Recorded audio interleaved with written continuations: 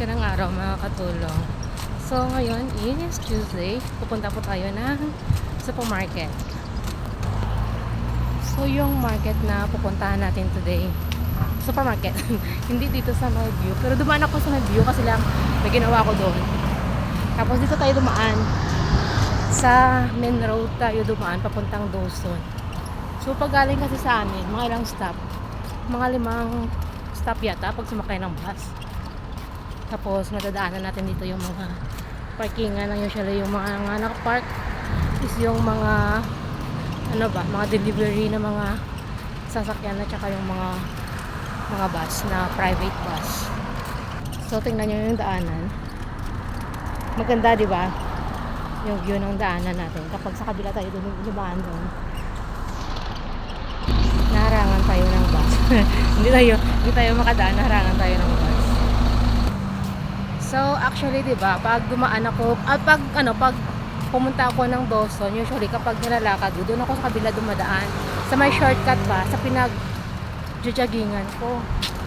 Kaso lang, gusto kong dumaan sa may main road kasi nga gusto ko pagdating ko dun sa supermarket is yung supermarket talaga yung bubungad sa akin. Maraming mga ibon, mga katulong. 'Di ba? Marami. Tapos alam niyo ba mga katulong, nung lumalakad ako papunta ang View Person, nakita ko yung amo ko sa may bus.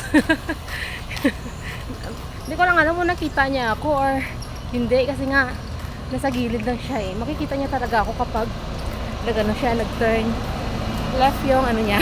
Makikita niya talaga ako. Kasi talagang naano ko siya eh.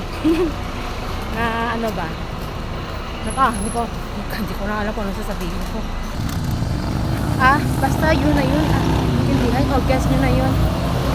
So, actually mainit eh. Yung bang, hindi naman siya kasi yung sigat ng araw nandyan tayo.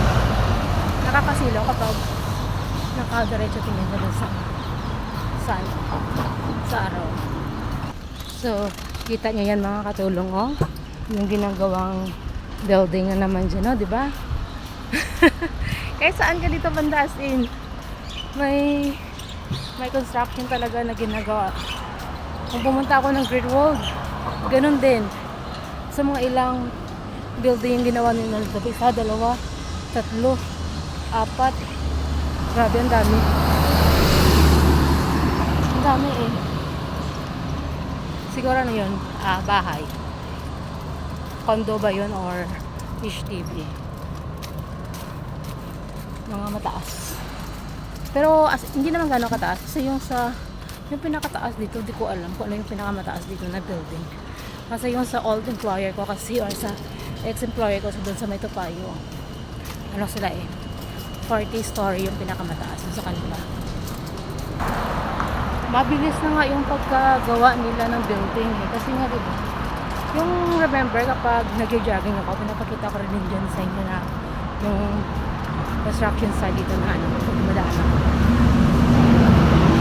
Pero ngayon, as makikita ko na talaga ng kabuuan ng building na ginawa nila.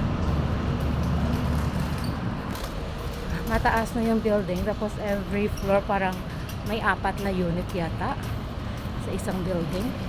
Every floor yun usually 4 or 6. Pangalawang stop pa lang tayo mga katulong. Pero hanggang dito na lang yung pag-vlog ko. So kita-kits na lang tayo sa susunod. Maraming salamat and paalam.